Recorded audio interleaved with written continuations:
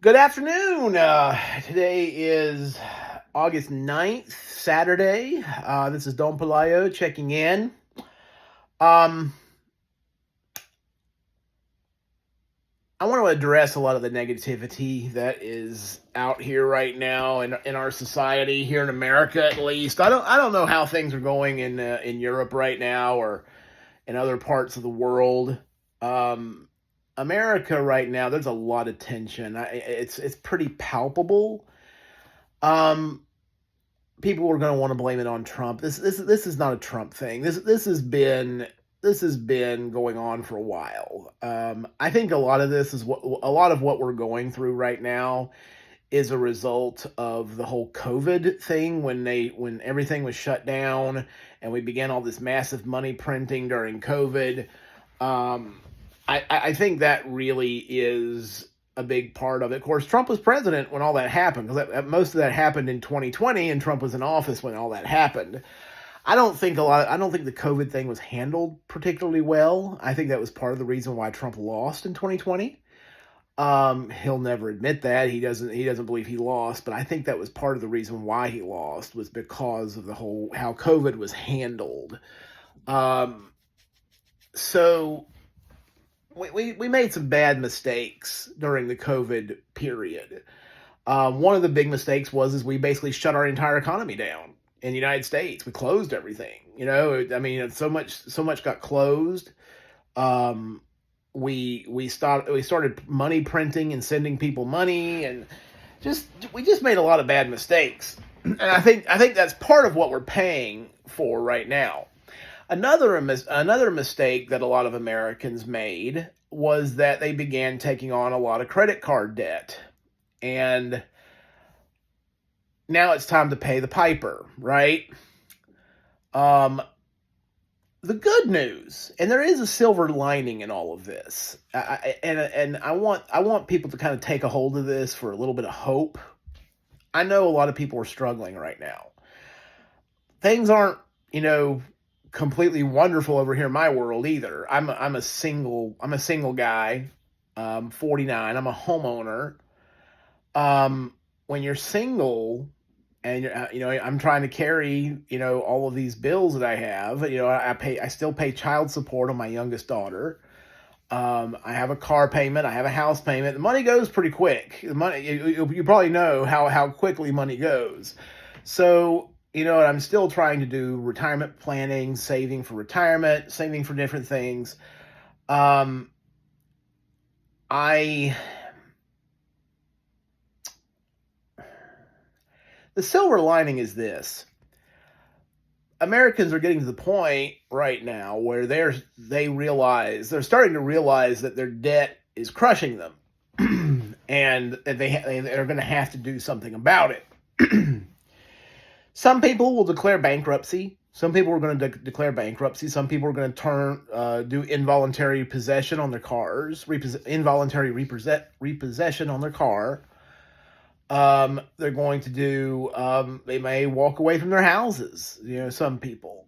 Although I don't think you're going to see as much of that because rents are so high. It's like you have to live somewhere, and it's like, well, some people are going to van life, living out of their vehicles and stuff, but people that are in real dire circumstances, but most people are probably going to keep a roof over their head.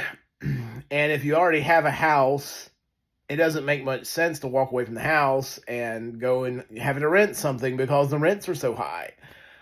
So I would probably keep the house, make that one of the first bills that you pay, and follow thereafter by your utilities and food and gas for your car insurance, things like that. Then you got to start working on the credit card debt. You got to. I would probably start doing the debt snowball. There are two primary ways that people tackle debt. It's either using the debt snowball or the debt avalanche. Debt snowball, you start with the lowest balance. Whatever debt has the smallest balance, you pay it off. pay minimums on everything else until you have that first debt paid off. And then you take that full payment that you were making on the small debt, put it on the next one, and you keep going like that. And eventually you'll have it all paid off. Dave Ramsey, who, that's the method that he recommends. He does recommend you put some money in the bank before you start paying down your debt. Have a just a emergency reserve of he says $1,000. And, when he wrote the baby steps, that was probably sufficient. And I think he will tell you that that's just to handle any immediate emergency that you might have. Personally, I just feel more comfortable with a $2,500 emergency fund in cash. And, that's kind of my emergency reserve, is to have $2,500 in a savings account that I can tap into at any time I need it. If I need more money than that, then there's other sources I can tap in investment accounts. But, 2,500 pretty much for me right now is enough to handle most day-to-day things that I'm going to run into, right? $1,000, that can get wiped out pretty quick. I hate to say it these days. But 2,500 is usually pretty good. Now, once you have your emergency reserve, and I think every person needs to kind of decide what that emergency reserve number is. If you have kids and you have a family that you're trying to raise, that cash emergency reserve will probably need to be more than that. 2,500 feels comfortable for me because it's just me, here. But if I had a family and a wife and kids living with me, I would probably be looking at 10,000. To be honest, in terms of an emergency reserve. Typically financial advisors recommend 3 to 6 months worth of emergency savings. I think that you should have a certain cash reserve. For me personally, it's 2,500, but maybe for couples, maybe 5,000, and if you have kids, maybe 10,000. I think that's a good rule of thumb. And then once you have that emergency reserve in cash, you don't want to keep a ton of cash just because of the inflation bite. Any cash that you do keep, you need to look around for some high yielding savings accounts. There are savings accounts out there right now that are paying 3-4% interest, which will help offset the impact of inflation a little bit better than some of these traditional checking and savings accounts. So anyway, that's one thing. Then I think, I would be starting to stash money in a Roth IRA. The good thing about a Roth is that you can pull money out of that Roth. Your contributions, you can pull out at any time. You have to leave the earnings in there, or otherwise you get penalized. But you can always pull out your contributions if you really needed to. And then, you're allowed a certain maximum on the Roth IRA each year. If you're under the age of 50 right now, you can contribute up to $7,000 a year to the Roth. If you're over 50, you can contribute $8,000. Now, if you max that out, then you want to go to a non-qualified account and begin putting money into a non-qualified standard brokerage account. And begin saving money there. I would recommend keeping ETFs, index funds there that don't pay a lot in terms of income, because any income that portfolio generates, you're going to have to pay taxes on at the end of the year. So I would be looking to keep low yielding growth stocks, that sort of thing in that portfolio. Most of your income yielding investments you want to have in your IRAs, because you don't have to pay it. You don't have to pay the income tax immediately on that. Of course, if you have in a Roth, you never pay income tax on it because everything that you pull out of the Roth is tax free, right? Once you retire and you're over 59 and a half. Anyway, so that silver lining that I was talking about, I think Americans are getting to that point where they are trying to do something about their personal financial situations. I think this has been a wake-up call for a lot of Americans on how they've been living in terms of how they've been spending their money. I think people are becoming a lot more conscientious about how they're spending their money. People are working, trying to find the best solutions for them in terms of reducing their debt, trying to get out of debt. And I think that's a good thing. I think that's a good thing for our country, and that's a long-term positive that people are starting to work on that.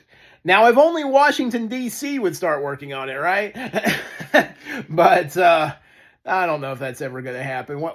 Washington, D.C. is going to keep spending and spending and spending until nobody will lend us money anymore. And that's where a lot of Americans are right now.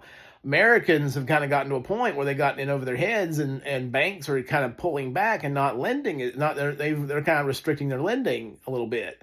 Well, that's what's going to happen to the American government eventually. Eventually, these foreign nations and other investors, the people that buy treasuries, are going to demand higher interest rates because they're taking on more risk with U.S. debt. And so the U.S. government's going to have no choice but to offer higher rates in order to get people interested in buying their treasuries. And it's a vicious loop, man. And the Federal Reserve has been able to prop it up, because the Federal Reserve has been buying a lot of these treasuries, in order to keep it propped up. But that can't go on forever. So I don't know what's going to happen in terms of our national economy. But you know what? We can't do anything about that except elect smarter people. Even the Republicans have been a disappointment in that regard. So none of them seem to really be real with it in terms of all that. So you might want to start checking out like the libertarians or something. There are politicians out there that are a little more common sense when it comes to the budget. They're far and few between, it seems like, these days. Some of them talk a good game, but then they get elected and they go in there and they're spending just as much as the Democrats do. So, it just is what it is. I thought Doge was really gonna be, I was really hopeful about Doge. It's kind of died. You haven't heard much about it recently, have you? I think it seems like it's just impossible to fix the spending in Washington, D.C. So anyway, it's kind of disappointing. I know Elon Musk got frustrated with it. He was trying to fix it. I think Elon Musk really wanted to try to fix it. And here we are. So anyway, it is frustrating. So anyway, but we just gotta worry about our own personal financial situations. Certainly be starting with those smaller debts and just get a small one paid off. Once you get that smallest one paid off, it's like it's like a little extra air that you're able to get. Makes a little bit more breathing room. But you want to keep going because you want to knock out that second one, the next biggest one, and knock it out. Then you have a little bit more breathing room, and you just keep going. Eventually, it may take some time, depending on how much debt that you have. Eventually, you're going to be debt-free. And can you imagine how good that's going to feel? For me personally, I have, I've told you guys before that I'm working to pay off this one big credit card bill that I've been working on for a while. I've been throwing $800 a month at it, and it's going to be paid off probably mid-September. I think it's going to be the September 15th paycheck that should be done. And that's like, wow, an extra $800 a month for me, which is like, that's a big chunk of money. And I just got a raise at work, which is almost $200 a month. So that's almost $1,000 a month extra in my cash flow. Now, am I going to be taking it easy? No. Am I going to start going out blowing money? No, no, no, no, no. Um, it does give me some breathing room, a little bit more breathing room. I'm going to begin immediately building up my emergency savings to the levels where I want it to be. Um, the cash is okay, but then I need to have I want to have more set aside in my investment accounts. So that's going to start as soon as this is done. I'm also going to begin making payments on my student. This is my biggest embarrassment is I still have a student loan. I'm almost 50 years old and I still have a stupid student loan. I went back to school when I was a little bit older. I think I graduated at 30. I was just about to turn 32 when I graduated. So it's been 17 years. I should have had this paid off. What happened was I wound up getting married again and having another child, and it just got pushed back and pushed back and pushed off and pushed off and pushed off. And then I went through a divorce, and there was just no way. And here we are. And so that's going to get dealt with, and I'm going to pay that off. It's going to take me a while to get that paid off. It's I owe about $34,000 on that student loan. It'll take me a little bit to pay that off, but I'm going to get it paid off, and then once this credit card thing is off, I'm going to start paying off. I have a few medical bills to pay off. I owe LabCorp some money. I know, LabCorp, I'm going to pay you. Just give me a minute. Give me a minute. These people, it's like they want their money. They want their money. And it's like, I know, I understand, but I'm working a system here, okay? So they'll get their money. Probably they'll start getting payments next month. Anyway, but I got to pay LabCorp some money. I've got some medical bills with anesthesiologists and with my with the gastroenterologist from where I had my last year, 2024. I had 3 different things done last year. I had my colonoscopy, which I get every 5 years. I had to have an endoscopy in preparation for having my gastric bypass. So I had the colonoscopy, then I had the endoscopy, and then I had the gastric bypass procedure. Medical bills have been fun, right? Yeah. Well, fortunately, I was really lucky. I wound up. I think I had to pay. What I did, I hit my out of pocket, which is $2,000. So I had to pay $2,000. But do you know how much that gastric bypass procedure was? Oh boy, that was almost $100,000. That procedure. I was like, I got the bill for that, and I was like, it was like, whoa. They don't really tell you before you have these procedures done how much it's going to cost. They don't really tell you that. The bill just winds up showing up one day, and I saw that number and I was like, it was like 94,000 or something. It was like, I mean, I was in the operating room for like an hour and a half, and I was in the hospital overnight one night. $94,000. I mean, there's something wrong with our medical system. I'm sorry. It's like, come on, $95,000 for what? I was in the operating room for an hour and a half and I stayed one night in the hospital. I mean, seriously, something just doesn't smell right with that. I'm sorry. Anyway, it is a complicated surgery. And I understand the doctor needs to be paid, for the surgeon needs to be paid, but $95,000, it's like, it was an hour and a half, it's like, I don't know. It may have been longer than that. I can't remember exactly. Hour and a half, 2 hours. It may have been 2 hours. I don't know. I remember when I woke up from the surgery, they were wheeling me into my my hospital room. And I was coming out of it as they were wheeling me into my hospital room. And I just, you know, man, I tell you, those drugs, man, I mean, I was out. I was out. And yeah, I remember I was kind of coming out of it, being rolled into my hospital room. And I think it was a little while. I think it took maybe 2 or 3 hours for that surgery. They use these robotic arms. It's really weird how they do that surgery.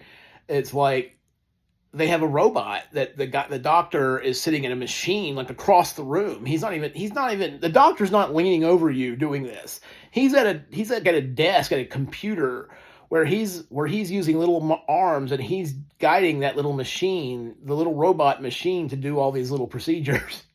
And it's just like, wow, it's like, that's so science fiction, but they do it. It exists now, it's kind of cool. But yeah, it wasn't it's not an easy procedure to do.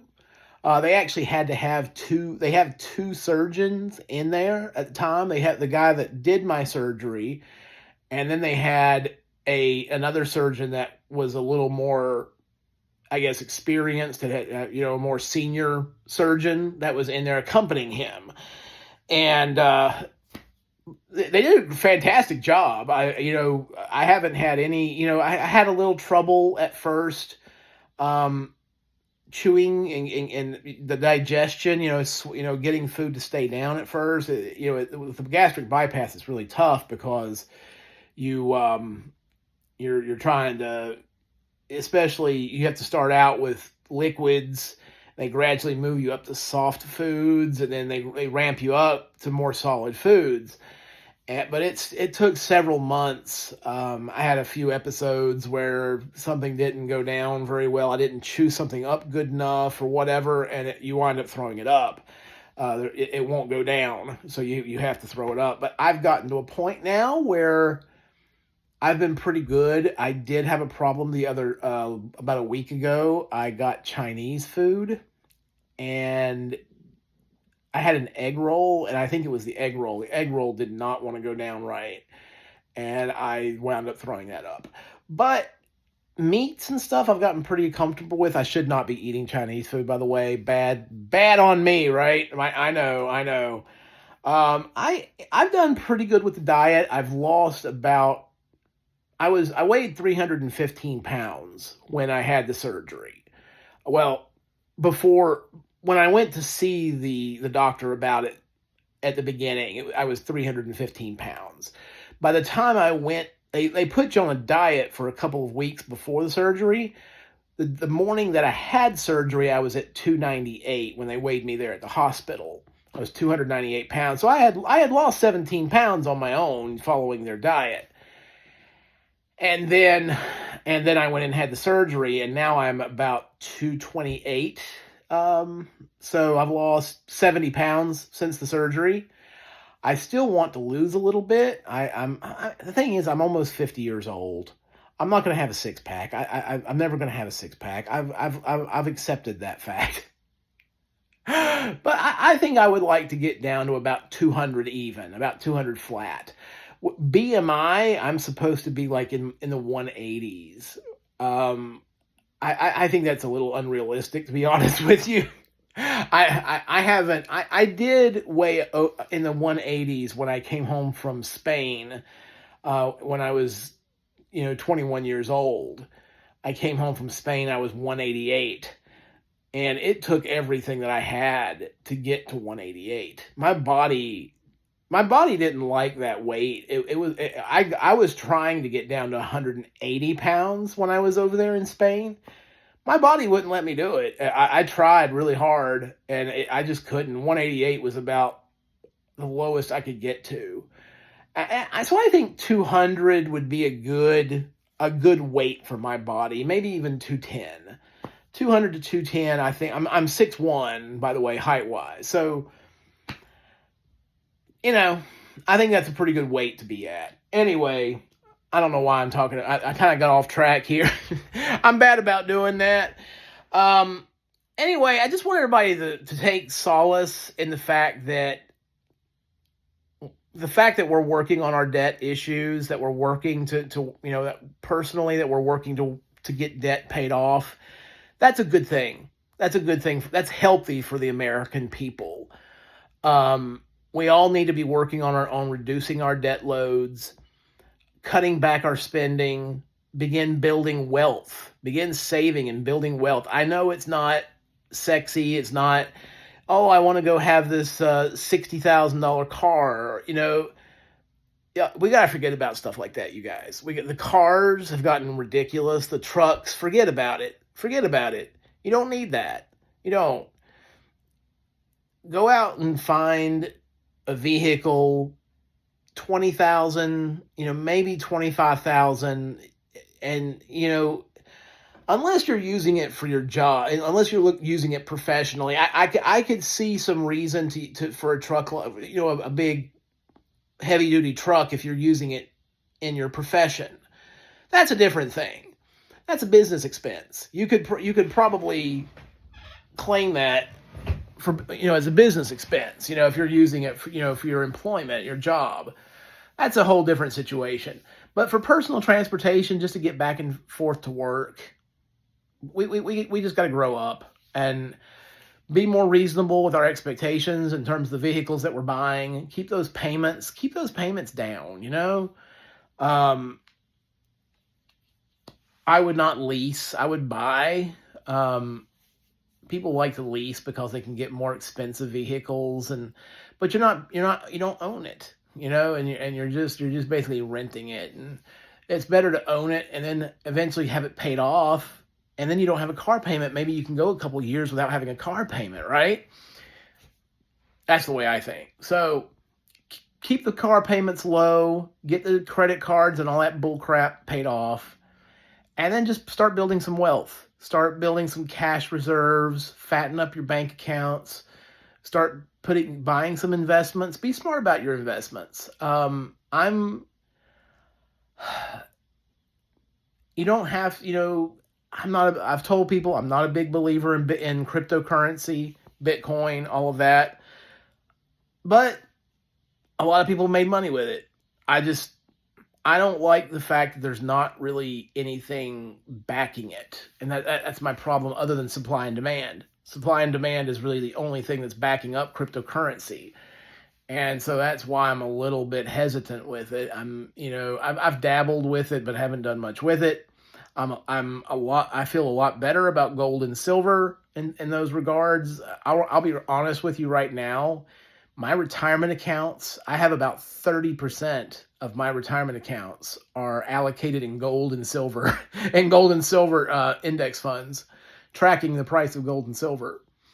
I realize that's paper gold and paper silver, and some people are like, "Oh, that's paper." You're not, but the thing is, the funds hold physical gold and physical silver in their vaults. So I basically just have part ownership of what's in their vault. So there is physical gold and silver somewhere. At least they say. At least they say. You can actually pull up the fact sheet on those funds, and it will tell you how many physical ounces of the metal they have in their vault. It'll actually tell you that. So you can find that information online. Anyway, yes, I do think I need to buy some physical gold and silver. I actually do have some physical silver, not a lot, but I do have some. I don't have any physical gold right now. I have had physical gold in the past. I sold it when I was trying to get out of debt, all that stuff. And I decided to sell my gold to pay off some debt. Anyway, so I've been going on for half an hour already. I can't believe 30 minutes goes by so fast. Anyway, take some solace in this, that this process is good for you. I know people are struggling and try, with the cost of living right now, but dealing with your debt and starting to pay those things off and getting them off of you is one of the best things you can do for yourself. It's going to make it easier down the road for everybody. Anyway, I'm going to get going. You guys have a great evening. This is Don Pelayo checking out.